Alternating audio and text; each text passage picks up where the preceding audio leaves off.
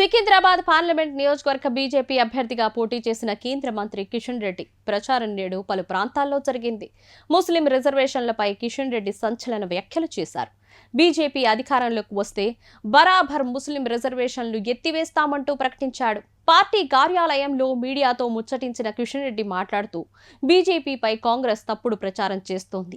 BJP మరోసారి అధికారంలోకి వస్తే రిజర్వేషన్లు ఎత్తివేస్తుందని తప్పుడు ప్రచారం చేస్తున్న కాంగ్రెస్ పార్టీ తీరును ప్రజలు గమనిస్తున్నారు. ఖచ్చితంగా వారికి ప్రజల నుంచి తగిన గుణపాఠం లభిస్తుందని కిషన్ రెడ్డి అన్నారు. Congress party Italy national Congress party, BJP మాత్రం పక్కా లోకల్ పార్టీ. ముస్లిం రిజర్వేషన్లను ఏ ప్రాతిపదికన కాంగ్రెస్ పాలిత రాష్ట్రాలు తీసుకువస్తున్నాయి? బీసీలకు అన్యాయం చేస్తూ ముస్లింలకు న్యాయం చేయడం అనేది ఎంతవరకు కరెక్ట్ అంటూ కిషన్ రెడ్డి ప్రశ్నించారు.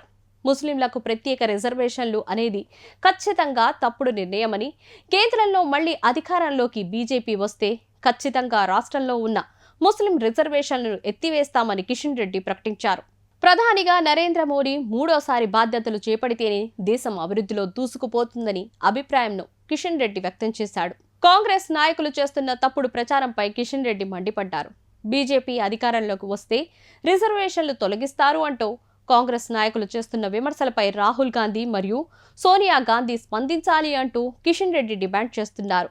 ఈ ఎన్నికల్లో కాంగ్రెస్ పార్టీకి మరోసారి భారీ పరాభవం తప్పదు అంటూ కిషన్ రెడ్డి చెప్పుకొచ్చారు.